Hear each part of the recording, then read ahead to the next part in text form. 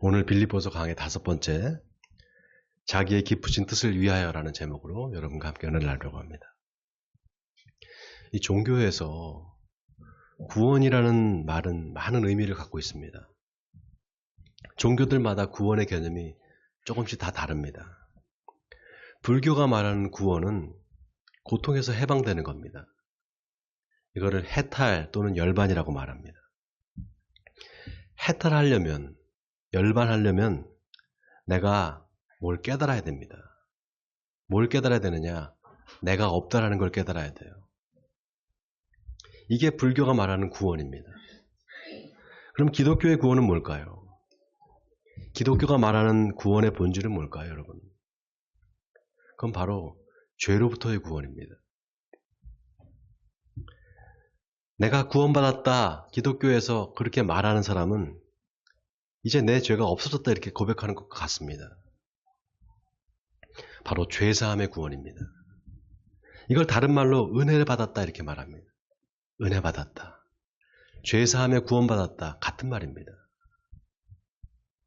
그래서 복음서에 보면 예수님이 병자를 고칠 때도 네가 구원받았느니라. 또 귀신을 내쫓을 때도 네가 구원받았다 이렇게 말합니다. 귀신 쫓아내는 거, 병 고치는 거 이게 다 근본적으로는 죄와 관련이 있다는 말입니다. 인간의 구원을 죄와 결부시키는 거죠.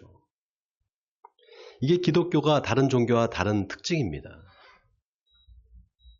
그럼 왜 이렇게 집요하게 죄에 대해서 이야기하는가? 왜 이렇게 죄를 가지고 얘기를 하는가? 역설적이게도 하나님의 은혜를 말하기 위해서입니다. 이게 마치 동전의 양면과도 같아요. 죽음이 없으면 삶도 없는 것과 같습니다. 율법이 없으면 죄를 깨닫지 못하는 것과 같아요. 죄와 은혜가 서로 역설적인 관계에 있는 거예요. 자, 하나님의 은혜를 이야기하기 위해서 죄를 이야기할 수밖에 없다. 여기에는 하나님의 놀라운 지혜가 있습니다. 이 지혜를 깨달으면요, 구원의 기쁨을 누릴 수가 있어요. 제가 누린다는 말을 했어요. 누린다. 영어로 enjoy입니다. enjoy. 즐긴다 이런 뜻이에요. 구원의 기쁨을 즐기고 누리면서 살아가는 거. 그게 우리가 바라는 바 아니겠습니까? 제가 예수님을 믿고 오랫동안 교회를 다니면서 한 가지 깨달은 게 있어요. 그게 뭔가 하면요, 많은 사람들이 예수를 믿는데 정작 이 구원의 기쁨을 누리고 살지는 못한다는 것을 깨달았어요. 믿는다고 하는데 뭔가 얽매여 있고 뭔가 부자연스럽고 여전히 자유롭지가 않은 거예요. 왜 그럴까? 진리를 알지니 진리가 너희를 자유롭게 하리라. 요한복음 3장 8장 32절, 제가 제일 좋아하는 말씀입니다. 예수님이 왜 그 말을 하셨을까요, 여러분? 여러분, 이 말씀에 답이 있어요.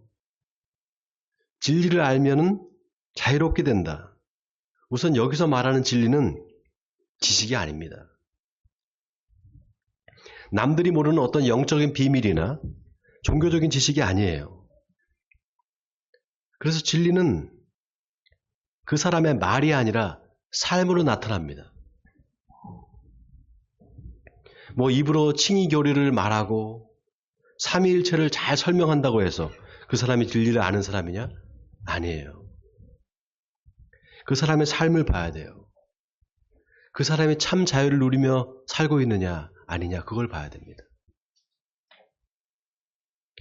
여러분, 진리를 진짜로 아는 사람을 보세요. 그 사람은 자유합니다. 여러분, 예수님은 기독교라는 종교를 만들기 위해서 오신 게 아니에요. 예수님은 세상을 구원하러 오셨어요.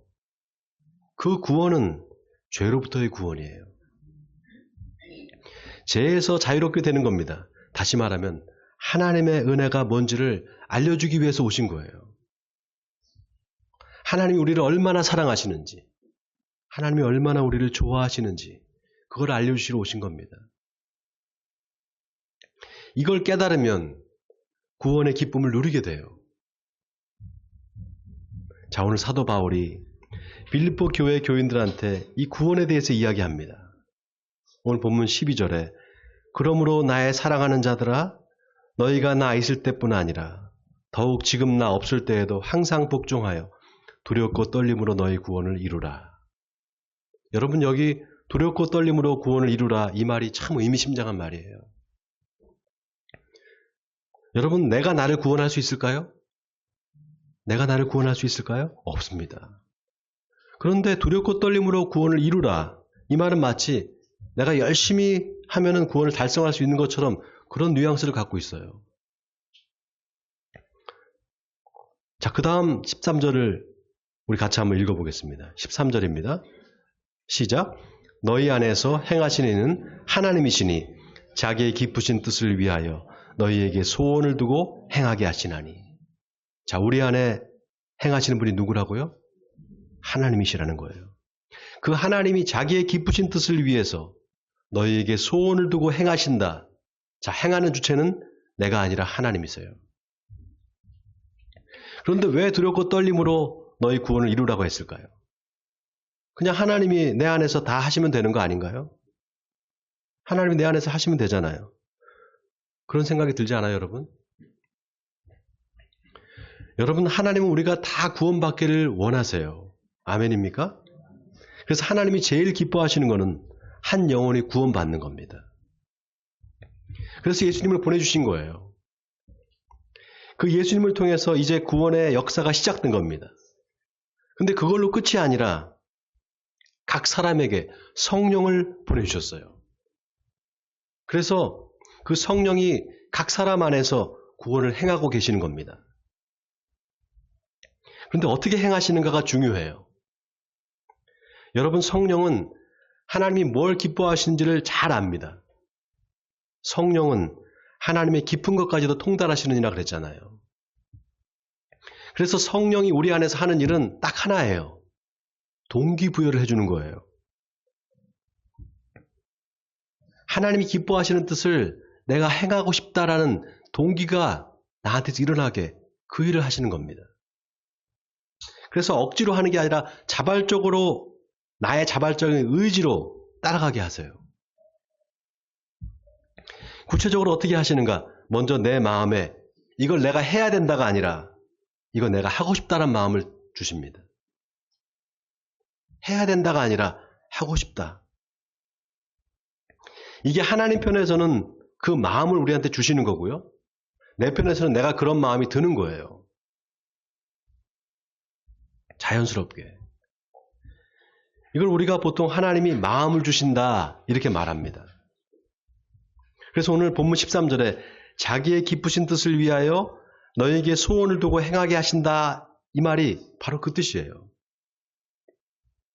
그 다음에 이제 내 마음에 어떻게 됩니까?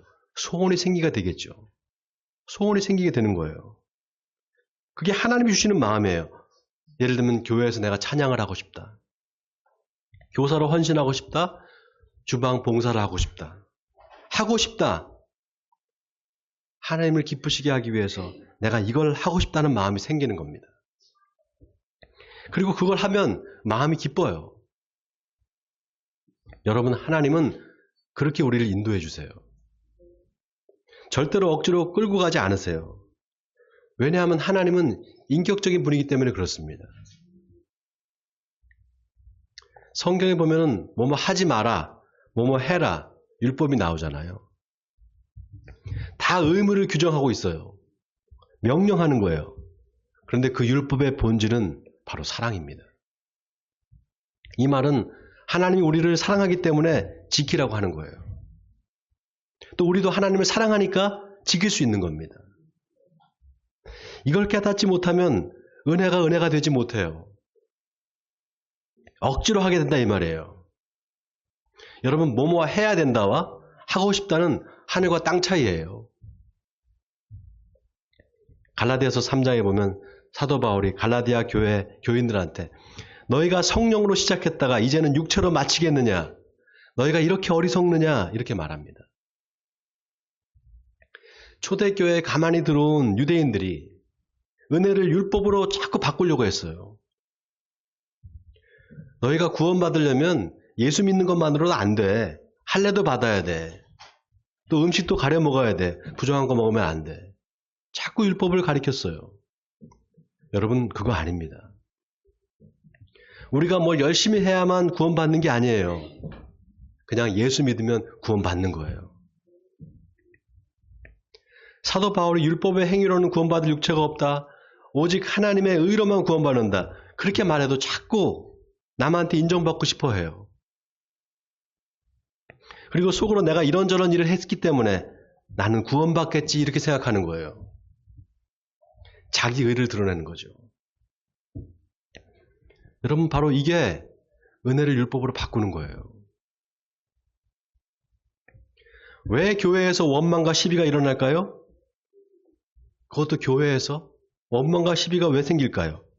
자기 의를 드러내려고 해서 그래요. 자기 의를 드러낸다는 건 하나님의 은혜가 아니라 자기 의로 구원받을 수 있다 이렇게 생각하는 거예요. 그러니까 자꾸 원망과 시비가 생기는 겁니다. 나는 이렇게 열심히 봉사하는데 저 사람은 왜 아무것도 안 하나? 자꾸 비교하게 되는 거예요. 여러분, 오늘 본문 14절에 사도 바울이 모든 일에 원망과 시비가 없이 하라 이렇게 말합니다. 이 말은 빌립보 교회에 뭔가 원망하고 시비하는 사람이 있었다는 걸 암시하는 거예요. 자, 그런 사람들 사도 바울이 뭐라고 하는가? 어그러지고 거스르는 세대다 이렇게 말합니다. 어그러지고 거스르는 세대다. 자, 15절을 보세요. 너희가 흠이 없고 순전하여 어그러지고 거스르는 세대 가운데 하나님의 흠 없는 자녀로 세상에서 그들 가운데 빛들로 나타내며 그렇게 말합니다. 자, 어그러지다. 이 말은 뭐가 틀어져서 잘 안 맞는 걸 말해요. 거스른다는 것은 일의 흐름과 반대로 자꾸 어긋나는 태도를 말하는 겁니다. 신명기 32장에 보면 모세가 하나님의 말에 불순종하는 이스라엘 백성들을 향해서 그들이 여호와를 향하여 악을 행하니 하나님의 자녀가 아니요 흠이 있고 삐뚤어진 세대로다 이렇게 말합니다. 어그러지고 거스르는 세대하고 똑같은 말이에요. 흠이 있고 삐뚤어진 세대 같은 말입니다. 하나님이 이스라엘 백성들이 계속해서 광야에서 불평만하고 원망하니까 내가 맹세하노니 너희 말이 내 귀에 들린 대로 내가 너희에게 행하리니 나를 원망한 자 전부가 다 가나안 땅에 못 들어가리라 이렇게 말씀하십니다. 그러니까 사도 바울이 지금 모든 일에 원망과 시비가 없이 하라 이게 그냥 한 말이 아니에요, 여러분. 너희도 이스라엘 백성들처럼 원망하고 불평하면 안 된다는 겁니다. 잘못하면 구원받지 못할 수도 있다는 거예요. 여러분, 하나님이 400년을 애굽에서 종살이 하던 이스라엘 백성들을 해방시켜 주셨잖아요. 이미 구원해 주신 거예요. 여러분 잘 들어보세요. 이미 구원해 주신 거잖아요. 거기에 또 젖과 꿀이 흐르는 가나안 땅을 주겠다고 약속하셨어요. 그 마음에 소망을 주신 거예요. 소원을 주셨다 이 말입니다.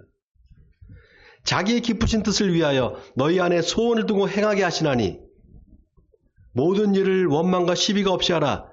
여러분, 이 말이 무슨 말이겠어요? 이스라엘 백성들을 너희가 반면교사로 삼아야 된다 이 말입니다. 여러분, 이 말씀이 지금 과거 2000년 전에 있었던 빌립보 교회 교인들한테만 하는 말이 아닙니다. 바로 오늘 저와 여러분에게 하시는 말씀이에요. 그러니까 오늘 본문에 두렵고 떨림으로 너희 구원을 이루라. 이 말이 얼마나 중요한지 몰라요. 여러분, 삶을 살아가는 데 있어서 가장 중요한 것 중에 하나가 관계입니다. 사람과 사람과의 관계가 중요해요. 그런데 그것보다 더 중요한 건 하나님과 나와의 관계입니다. 이 관계가 틀어져 있으면 사람들과의 관계도 틀어져 있어요.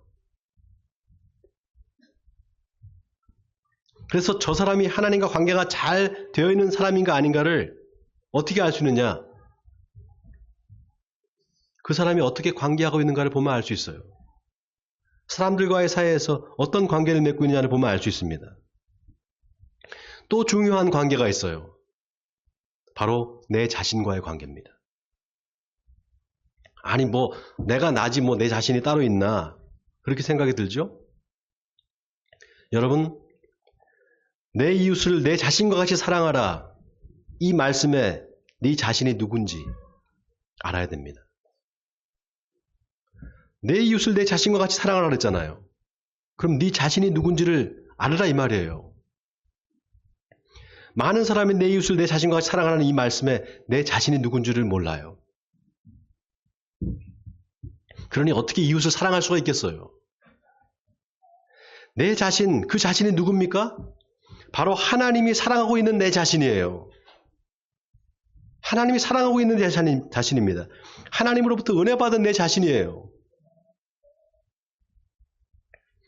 여러분, 기계 부품이 어디 한쪽이 어그러지고 틀어져 있으면 기계가 안 돌아가요.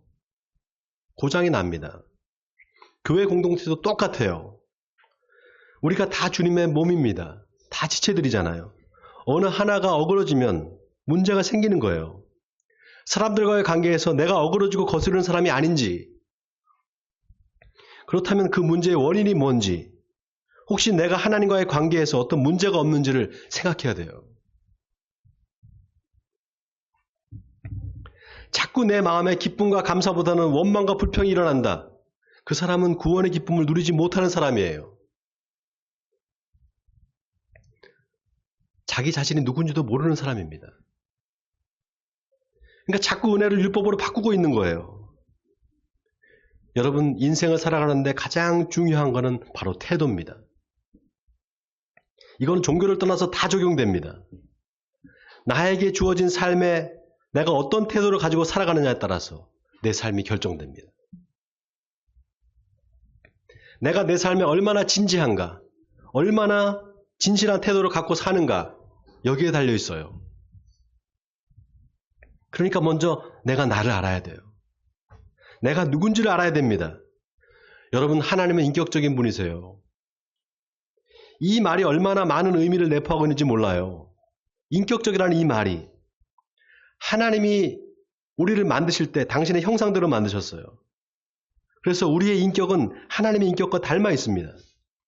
이 말은 우리가 기뻐하는 것처럼 하나님도 기뻐하세요. 우리가 슬프고 마음이 아프고 속상할 때가 있잖아요. 하나님도 우리와 같은 감정을 느끼신다는 거예요. 그래서 신앙은 그 하나님의 마음을 헤아리는 겁니다. 다른 게 아니에요. 하나님의 마음이 어디에 있는지를 살피는 거예요. 여러분, 하나님은 우리가 구원의 기쁨을 누리며 살기를 원하세요.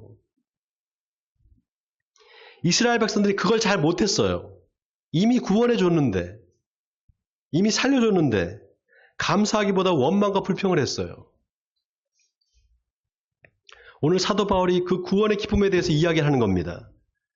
하나님이 자기가 기뻐하신 뜻을 위해서 우리에게 소망을 두고 행하게 하신다는 거예요. 그 소망은 바로 구원의 소망입니다.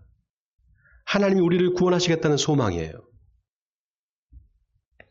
그 소망을 이루시기 위해서 우리에게 성령을 주시고 그 성령을 통해서 우리 안에서 이루어 가신다는 겁니다.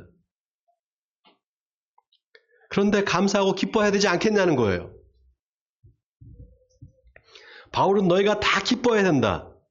그리고 어그러지고 거스르는 세대 가운데 하나님의 흠없는 자녀로 세상에서 빛들로 살아가야 된다. 이렇게 말하고 있습니다. 자, 다 같이 오늘 본문 15절, 16절을 같이 읽어보겠습니다. 15절, 16절입니다. 시작. 이는 너희가 흠이 없고 순전하여 어그러지고 거스르던 세대 가운데서 하나님의 흠없는 자녀로 세상에서 그들 가운데 빛들로 나타내며 생명의 말씀을 밝혀 나의 다름질이 헛되지 아니하고 수고도 헛되지 아니하므로 그리스도의 날에 내가 자랑할 것이 있게 하려 함이라. 여러분, 여기 생명의 말씀이라는 게 뭡니까? 사람을 살리는 말씀이에요. 사람을 살리는 거, 그게 생명의 말씀이잖아요. 사람이 살아가는데 살아갈 힘을 주고 능력을 주는 말씀입니다. 그 말씀을 밝히라는 거예요. 여러분, 이게 기독교의 교리를 가르치라는 말이 아닙니다. 사람을 살리는 말을 하라는 거예요. 여러분, 왜 성경이 생명의 말씀인 줄 아세요? 각 사람의 삶에 맞게 해석되면서 살아갈 힘을 주기 때문이에요. 그래서 생명의 말씀인 겁니다. 내가 낙심에 쓰러져 있는 한 사람을 하나님의 말씀으로 구원하면 하나님이 그걸 제일 기뻐하세요. 그것만큼 기쁜 일이 없어요. 바울은 그렇게 빌립보 교회 교인들에게 너희가 사람의 생명을 살린 일을 하는 것이 곧 나의 기쁨이요? 예수님이 다시 오시는 날에 내가 그걸 가지고 자랑하겠다 이 말입니다. 또 그걸 위해서 내가 나를 하나님께 전제의 제물로 드릴지라도 나는 기뻐하겠다 이 말이에요. 자, 마지막 17절 18절을 우리 같이 한번 또 한 목소리 읽겠습니다. 17절 18절입니다. 시작. 만일 너희 믿음의 제물과 섬김 위에 내가 나를 전제로 드릴지라도 나는 기뻐하고 너희 무리와 함께 기뻐하리니 이와 같이 너희도 기뻐하고 나와 함께 기뻐하라. 자, 기뻐하라는 말이 몇 번 나옵니까? 4번 나와요. 4번. 4번 반복해서 나옵니다. 기뻐하라. 명령입니다. 억지로 기뻐할 수 있을까요? 억지로 막 기뻐할 수 있어요? 진짜 기쁜 거예요. 진짜 기쁜 거예요.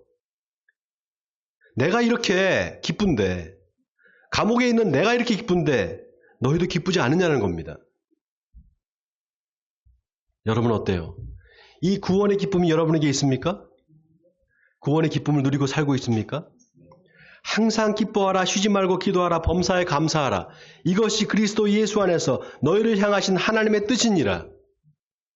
여러분, 하나님은 아무런 조건 없이 무조건 기뻐하라고 하시는 분이 아니에요. 이미 기뻐할 조건을 다 주시고 기뻐하라고 하세요. 그러니까 항상 기뻐하라는 이 말은 사실 항상 기뻐해야 되지 않겠냐 이 말이에요. 너희가 예수를 믿는데, 너희가 구원받았는데, 너희가 하나님의 자녀가 되는데 기뻐해야 되지 않겠냐 이 말입니다. 사랑하는 성도 여러분, 하나님은 감사로 제사를 드리는 자가 나를 영화롭게 하리니 그의 행위를 옳게 하는 자에게 내가 하나님의 구원을 보이리라고 하셨습니다. 바라기는 여러분이 누군지를 잊지 마시기 바랍니다. 내가 바로 하나님의 구원받은 백성이라는 사실을 잊지 마시기 바랍니다. 그래서 날마다 하나님이 주신 구원의 기쁨을 누리시는 에베네스의 성도님들이 되시기를 주님의 이름으로 간절히 축원드립니다.